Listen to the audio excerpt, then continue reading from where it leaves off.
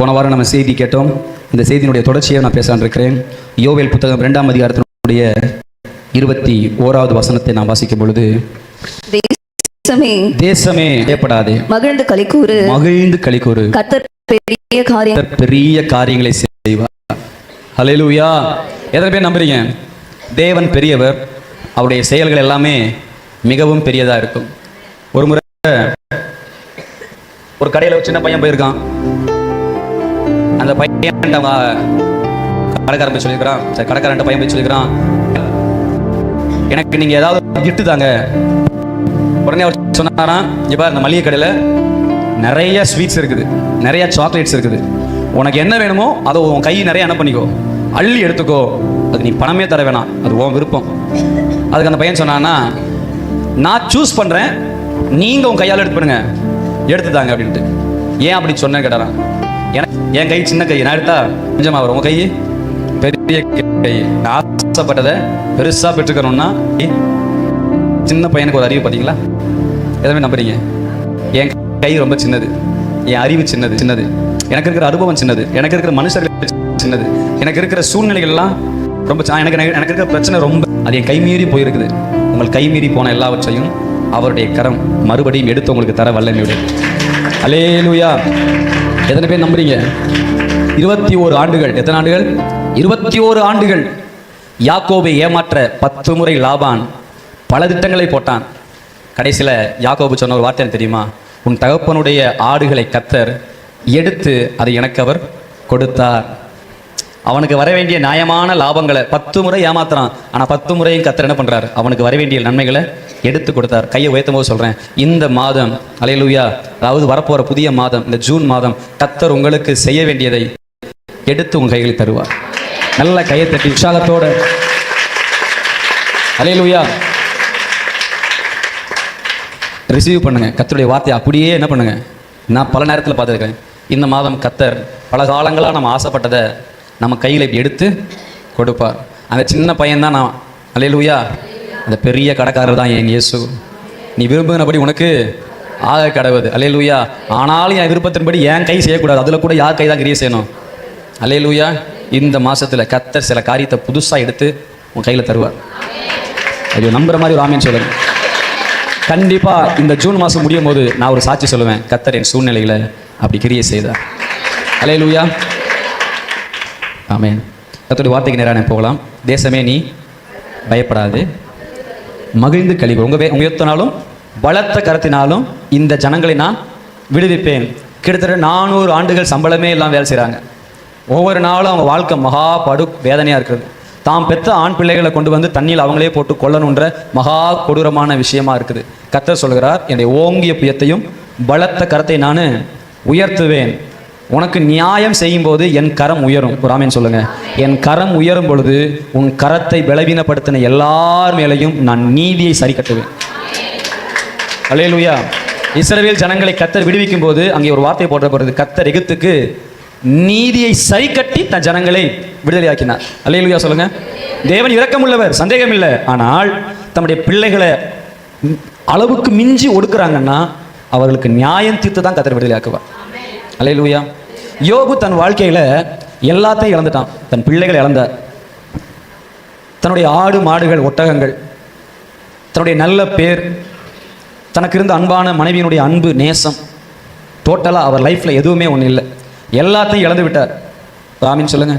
தன்னுடைய உயிருக்குயிராக நேசித்த தன்னுடைய நல்ல சிநேகிதர்கள் அவனுக்கு முன்பாக அமர்ந்திருந்து இந்த எல்லா இழப்புகளுக்கும் எல்லா மரணத்துக்கும் காரணம் நீதான், நீ ஏதோ தேவனுக்கு பிரியமில்லாம பாவம் செஞ்சுட்ட, அதனால தான் எல்லாத்தையும் கர்த்தர் உன்னை விட்டு எடுத்துட்டாருன்னு சொல்லி எல்லாரும் அவனுக்கு எதிராக குறை சொல்றாங்க.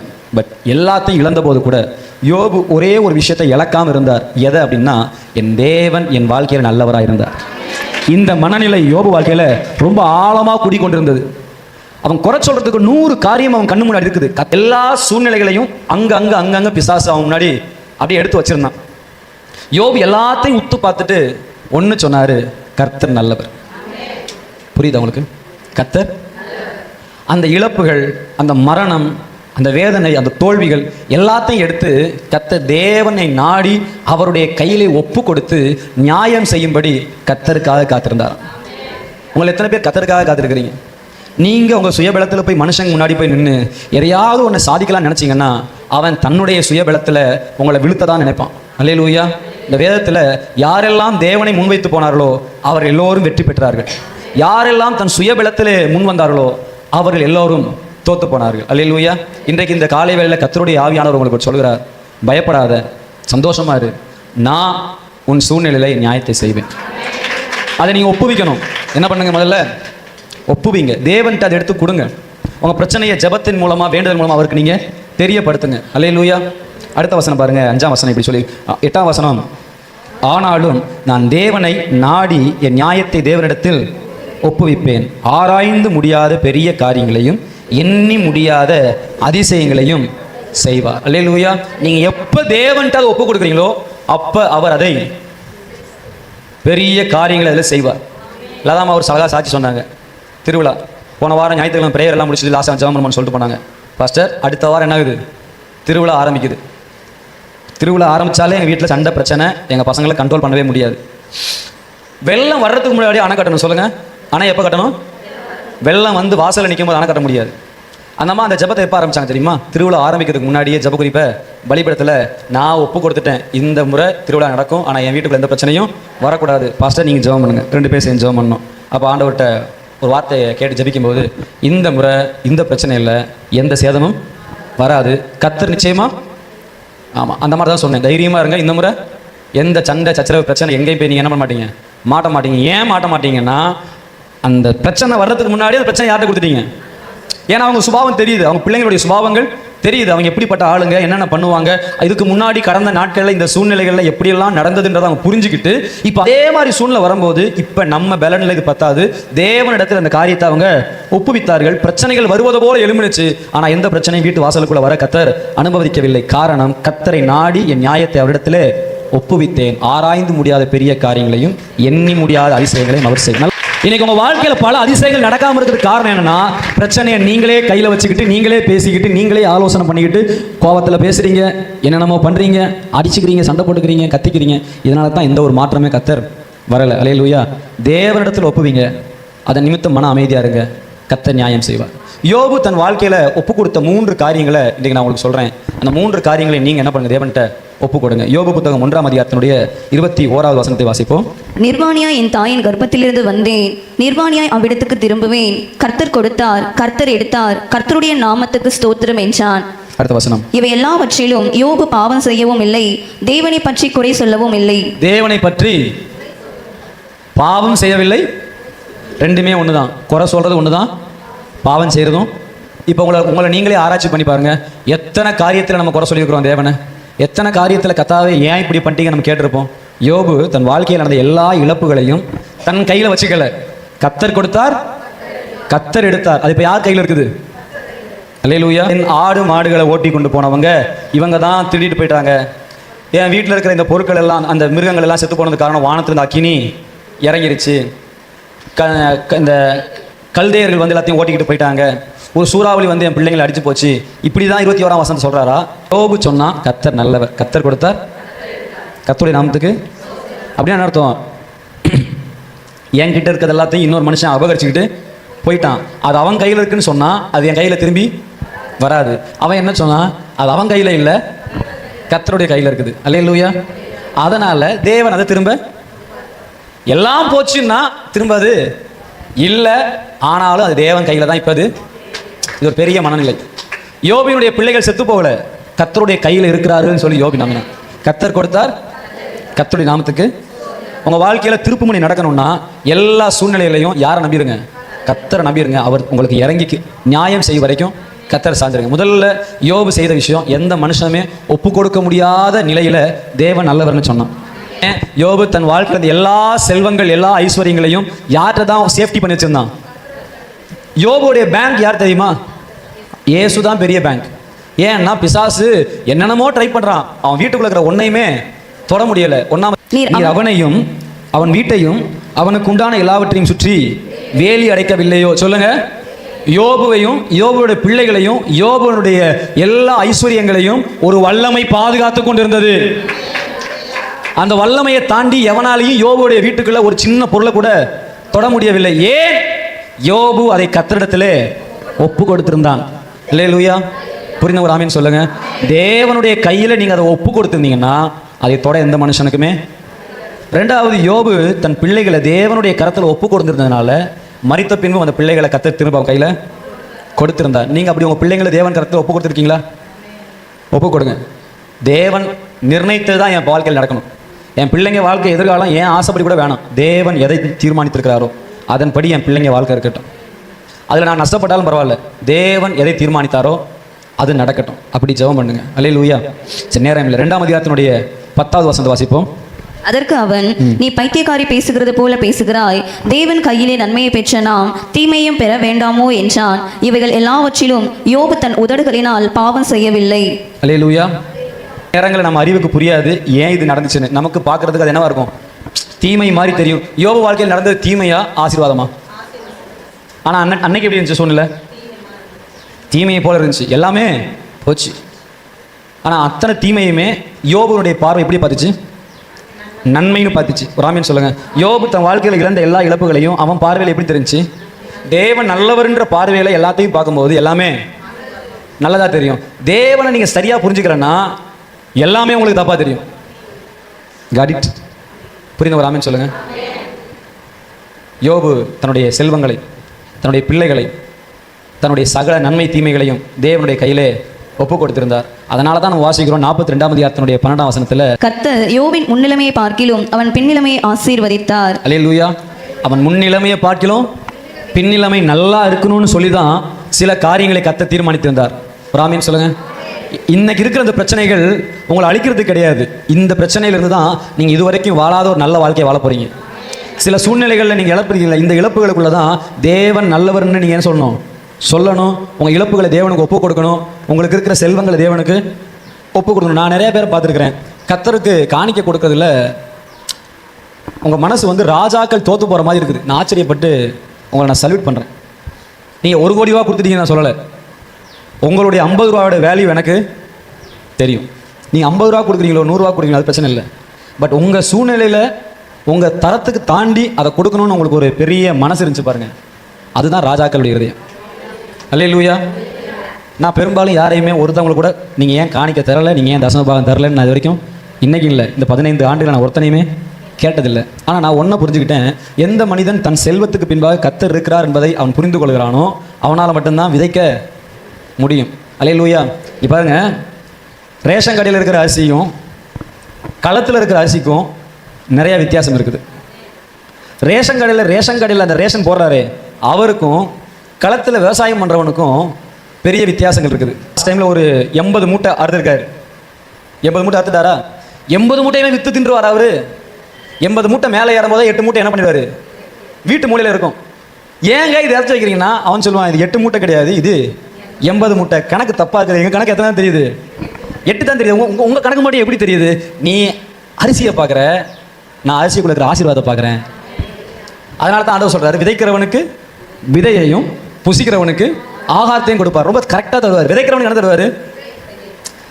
அதனால தான் காணிக்கை செலுத்தும் போது நீங்கள் எப்படி இருக்கணும்னா, இது என்னது? இது ஒரு விதை, சீடு. நான் தேவ சமூகத்தில் இங்கே யாராச்சும் ஒரு ஆள் சொல்லுங்கள், நான் காணிக்கை போட்டு பிச்சைக்காரன் ஆகிட்டேன்ட்டு.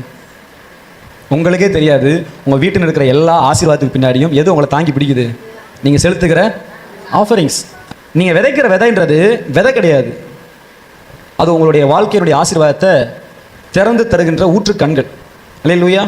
விதைக்கும் போது காணிக்கையை நீங்கள் கொடுக்கும்போது எப்படி சொல்லணும்னா, வேண்டாம் வெறுப்பில் கிடையாது, மன மகிழ்ச்சியோட நிறைவோடு நீங்கள் தேவ சமூகத்தில் விதைக்கும் போது அது உங்களுக்கு பெரிய ஆசீர்வாதமா. விதை நசுங்கிருச்சுன்னா அது ஜீவன் பெறாது. எத்தனை பேர் தெரியும் உங்களுக்கு? வேர்க்கடலை அதை மண்ணில் போகிறதுக்கு முன்னாடி எடுத்து என்ன பண்ணுங்க, ஒரு நசுக்கிட்டு போட்டு பாருங்க, வளருமா? ஏன் வளராது?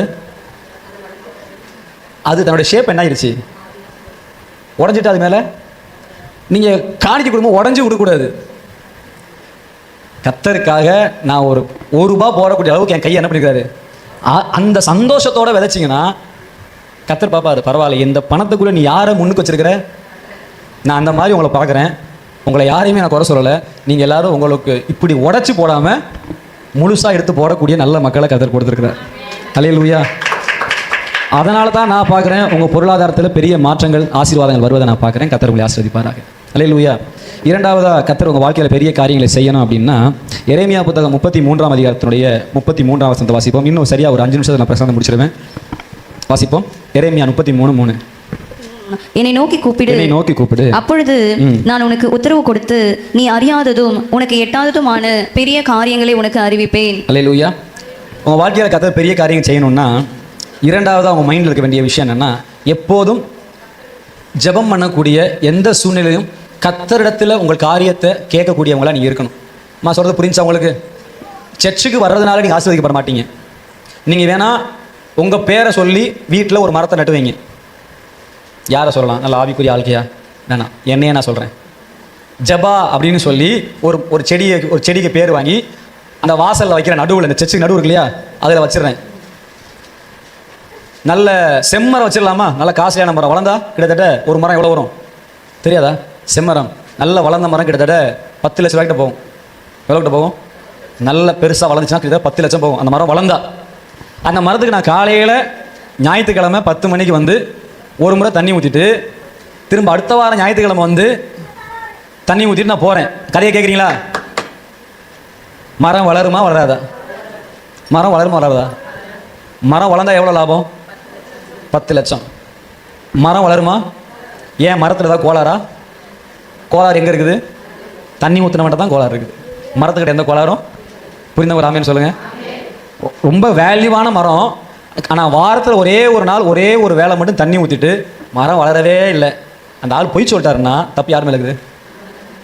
நீங்கள் ரெகுலராக ஒரு ஜெபம் பண்ணுற பழக்கம் இல்லாமல் உங்கள் வாழ்க்கையில் எந்த நல்லதுமே, நீங்கள் எவ்வளவு நேரம் ஜெபம் பண்ணுறோன்றது தேவனுக்கு முக்கியம் இல்லை, ஜெபம் பண்ணுறீங்களான்றது ரொம்ப முக்கியம். நான் இதை சொல்லும் போது கூட உங்களில் சில பேரை நான் சொல்கிறேன், தேவ ஆவியில் ஏவப்பட்டு வாரத்தில் 7 நாளும் ஜெபமே இல்லாமல் ஞாயிற்றுக்கிழமை மட்டும் ப்ரேயருக்கு பைபிளை தூக்கிட்டு வந்து உட்காந்துட்டு போகிற சில விசுவாசிகள் இந்த சபையில் இருக்கிறீங்க. கேட்டால் வேலை, கேட்டால் மனசு சரியில்லை, கேட்டால் ஜெபம் பண்ண தூக்கமாக வருது, கொட்டாவியாக வருது. ஐசியூவில் ஒன்று தானே ஸ்பெஷல் ட்ரீட்மெண்ட் தேவை. அப்போ இப்படிலாம் நடக்கும்போது தான் நீங்கள் என்ன பண்ணணும்? அதிகமாக ப்ரேயர் பண்ணணும். நான் சொல்கிறது உண்மையாக பொய்யா? அப்படி இருக்காதீங்க. ரொம்ப பரிதாபமான நிலை. அப்படிப்பட்டவங்களை நம்ம ஆவிக்குரிய வாழ்க்கையில் வளரவே, நீங்கள் என்ன தான் வந்தாலும் என்ன தான் நான் ஜெபம் பண்ணாலும் உங்கள் வாழ்க்கையில் எந்த நல்லதுமே நடக்காது.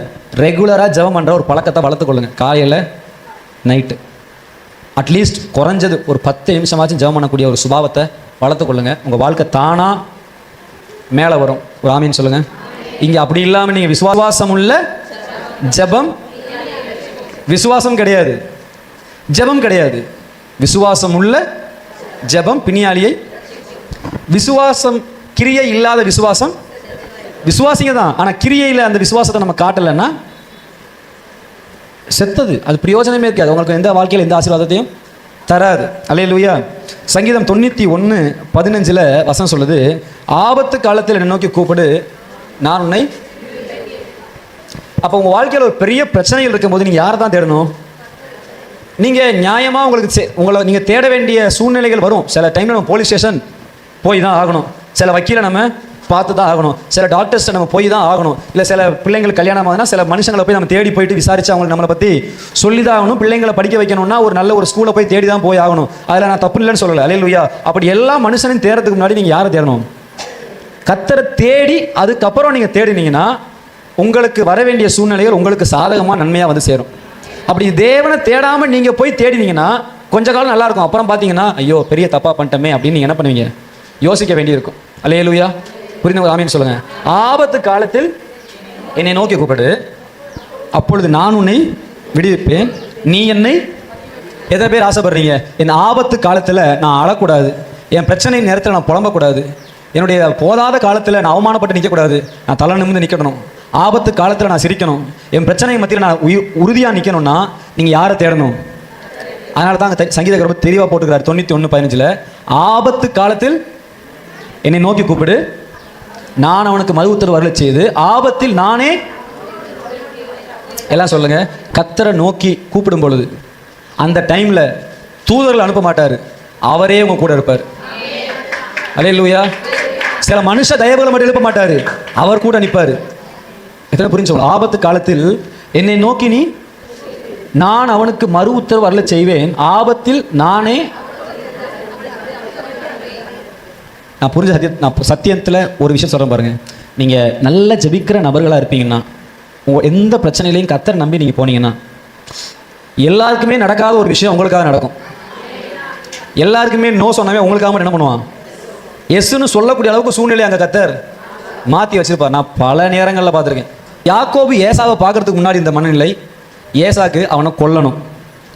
யாக்கோபுக்கு அவனுடைய மனநிலை என்ன? இவனுக்கு எதையாவது கொடுத்து நம்ம அவனை காக்கா பிடிக்கணும். பட் ரெண்டு பேரும் சந்திக்கிறதுக்கு முன்னாடி யாக்கோபு யாபேத்தின் நதிக்கரையில் தேவனை சந்தித்து அந்த ஆபத்து காலத்தில் கர்த்தரை நோக்கி கூப்பிட்டு நீங்கள் என்னை ஆசீர்வதிங்க ஆண்டவரேன்னு சொன்ன அந்த ஒரே ஒரு ஜெபம், யாக்கோபு அவனை பார்த்த பொழுது கட்டி பிடிச்சி முத்தம் கொடுத்து, தேசம் பெருசாக இருக்குது, சுதந்திரமாக வாழு, உன் வீட்டில் இருக்கிறவங்க யாராவது தூக்கிட்டு வரட்டுமா, என் வேலைக்காரன்ட்ட சொல்கிறேன், கொல்ல வந்த வேலைக்காரன்ட்ட என்ன சொல்கிறான், அவங்க கூட இருந்து அவங்க என்ன பண்ணுங்க, தூக்கிக்கிட்டு சுமந்துக்கிட்டு வாங்க அப்படின்றான். இந்த மனநிலை மாற்றத்துக்கு காரணம் என்ன? கர்த்தர் அவனோட கூட இருந்து. கர்த்தர் நம்ம கூட இல்லைன்னா சில நல்லது நடக்கும், ஆனால் அந்த நல்லதில் நமக்கு நல்லா இருக்காது, ரொம்ப வம்பாக தான் இருக்கும். அல்லேலூயா சொல்லுங்க. ஆபத்து காலத்தில் நீங்கள் யாரை வேணால் தேடி போங்க, அதுக்கு முதல்ல யாரை தேடுங்க? கர்த்தரை தேடுங்க. அப்போ அவர் உங்க கூட இருந்தாருன்னா எல்லா காரியத்திலையும் கர்த்தர் கனப்படுத்துவார். யாரை கனப்படுத்துவாராம்? அவனை கனப்படுத்துவேன். அந்த பிரச்சனையுடைய முடிவு உங்களுக்கு என்னவா தான் இருக்கும்? மரியாதையா இருக்கும். அதான் சொல்ல வருது. ஆபத்துல பிரச்சனை பெருசா இருக்குது, அவமானப்பட்டுருவோமோ, அசிங்கப்பட்டுருவோமோ, இதை இழந்துருவோமோ, அதை இழந்துருவோமோ, இதுக்கப்புறம் திரும்பி வருமோ வராதோ, நமக்கு பல சூழ்நிலைகள் மண்டைகளை ஓடிட்டு இருக்கும் இல்லையா? கர்த்தர் உங்க கூட இருந்தாருன்னா அந்த முடிவு உங்களுக்கு என்னவா இருக்குமா? மரியாதையா இருக்கும், கனமா இருக்கும். கனம் நினைத்தோம் மரியாதை. ராமேன் சொல்லுங்க. என் பிரச்சனையில் அந்த பிரச்சனை முடியும் போது என் பக்கம் என்னை பார்க்கும்போது மரியாதையா என் எதிராளிகள் என்னை எனக்கு ஆபத்து செய்யணும்னு நினச்சவங்க கூட என்னை பார்க்கும்போது மரியாதையாக என்னை ட்ரீட் பண்ணுற அளவுக்கு என் சூழ்நிலையை எனக்கு சாதகமாய் மாற்றி விடுவேன். எப்போ? ஆபத்து காலத்துக்கு கர்த்தர் நம்ம கூட இருக்கும்போது. புரியுங்க? ஒரு ஆமீன் சொல்லுங்கள். ஜெபத்தோட வேல்யூ புரியுதா உங்களுக்கு? ஆபத்து தான், ஆனால் முடிவில் என்னவா இருக்கும்? ஐயோ மரியாதையாக இருக்கும். நெருப்பில் தூக்கி போடுங்கடா அவங்கள, கும்பிட மாட்டாங்க என் சாமியை. உள்ளே விழுந்தாங்களா? வெளியே வந்தாங்களா? உடனே ராஜா என்ன பண்ணிட்டான்? இவங்க காலில் விழுந்துட்டான். அவர்கள் தேவனை அவர் கனப்படுத்தி, சாத்ராக் மேஷாக் ஆபேக் நெகு என்பவருடைய தேவனை அல்லாமல் வானத்தின் கீழே தேவன் என்று ஒருவர் உலகத்தில் இல்லைன்னு அவன் கைப்பட ஒரு லெட்டரை எழுதி முழு சமஸ்தானத்துக்கு அனுப்பிட்டான். காரணம் என்ன? ஆபத்து காலத்தில் கர்த்தரை நோக்கி கூப்பிட்டார்கள். கர்த்தர் எங்களை தப்புவிக்க வல்லவரா இருக்கிறார் நம்பினாங்க. ஜுவாலைக்குள்ள தூதன் அனுப்பினாரா இல்லை தேவனே இறங்கினாரா? புரிந்து ஆமீன் சொல்லுங்க. அந்த ஆபத்தில் நீங்கள் யாரை நம்பி நிற்கிறீங்கன்றது ரொம்ப ரொம்ப முக்கியம். வாழ்க்கையில் பல பிரச்சனைகள் இருக்குது, பல வியாதிகள் இருக்குது, பல தேவைகள் இருக்குது. இதில் யாரை நம்பி நிற்கிறீங்க? இவரை போய் பார்த்தா சரியாகுமா? போய் பாருங்க. இவர்கிட்ட இந்த பணத்தை கொடுத்தா நம்ம வேலை ஆகுமா? கொடுங்க. இவர் நம்ம பொண்ணுக்கு ஒரு நல்ல வாழ்க்கையை ஏற்படுத்தி வாரா? அவரை நம்பலாமா? எல்லாம் செய்யுங்க. அது எல்லாத்துக்கும் முன்னாடி யாரை நம்புங்க? கர்த்தரை முன்வைத்து மீது எல்லாத்தையும் செய்யுங்க. கர்த்தரை முன்வைக்காமல் நீங்கள் யாரை எங்கே தேடி போனாலும் முடிவில் அது ஆசீர்வாதம் வராது. முடிவு ரொம்ப முக்கியம். ஒரு காரியத்தினுடைய துவக்கத்தை பார்க்கலும் அதனுடைய முடிவு ரொம்ப ரொம்ப முக்கியம். ஆபத்து காலத்தில் என்னை நோக்கி கூப்பிடு. அல்லேலூயா. நான் அவனுக்கு மறு உத்தரவு வரல செய்வேன், ஆபத்தில் நானே அவனோடு கூட இருந்து அவனை தப்புவித்து அவனை. ரொம்ப சூப்பரான வசனம் என்னன்னா, நான் சந்தித்த பல பிரச்சனைகளில் முடிவு என்னவாயிரும்னா, என் பக்கம் இவன் பக்கம் நியாயம்ன்றது மட்டும் வராது, ரொம்ப மதிப்பு மரியாதையுமே கூட வர வச்சிருவார் ஆண்டவர், மதிக்க செய்வார். நல்ல கையத்தட்டி கதை நன்றி சொல்லுங்க. ஒரு முடிவெடுங்க.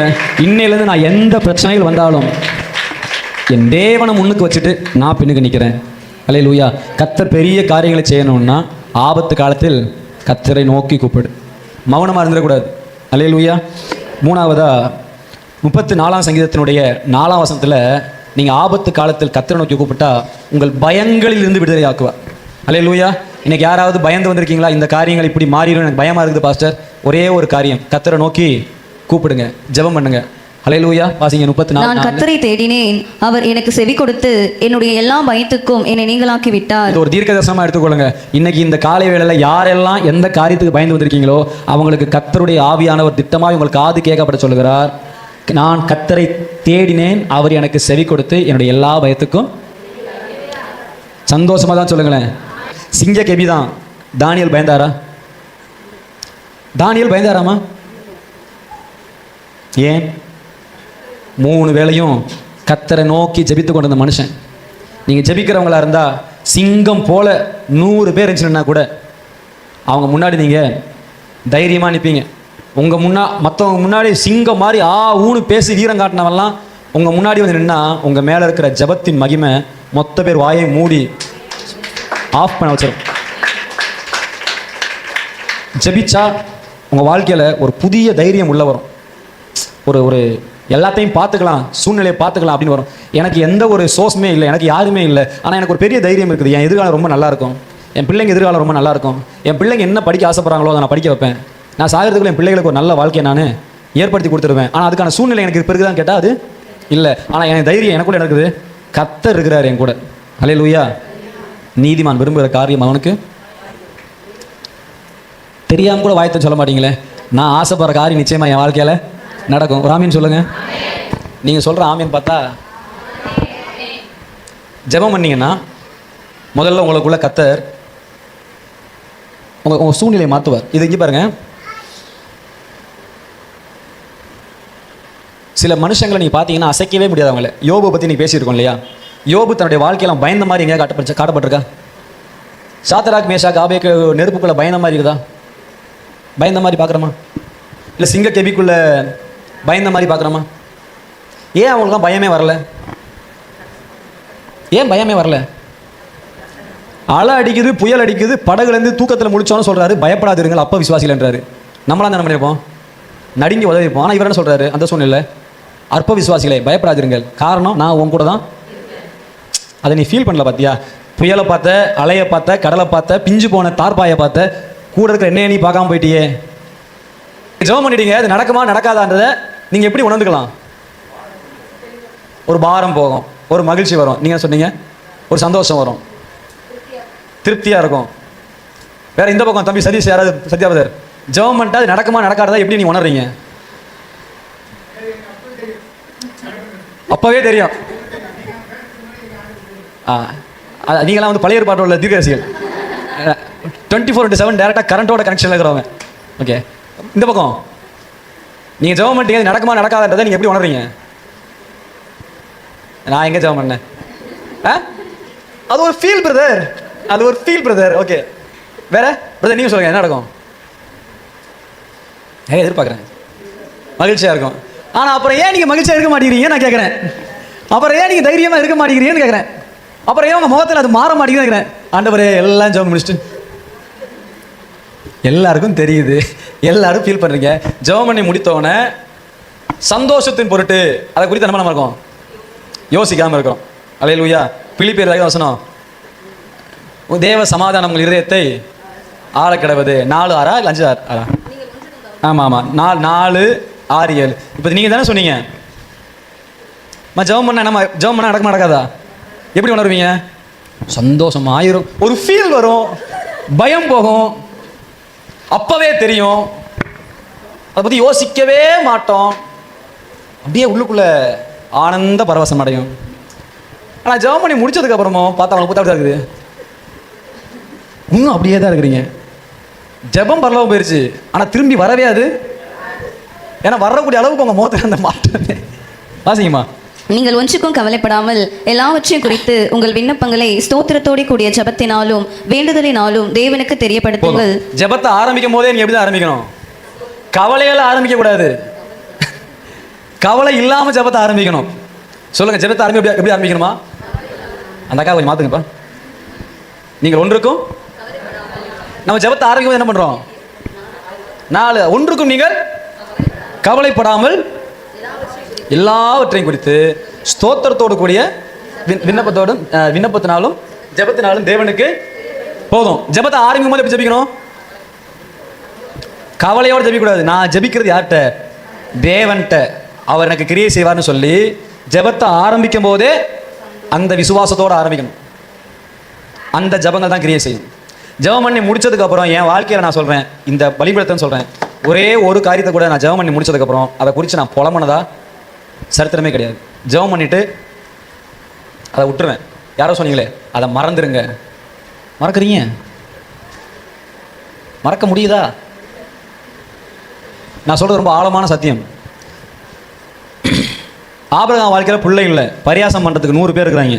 25 வருஷம் நடக்கிறான், என்னாண்டு வரை பிள்ளை இல்லை. அவன் சோர்ந்து போகவே இல்லை.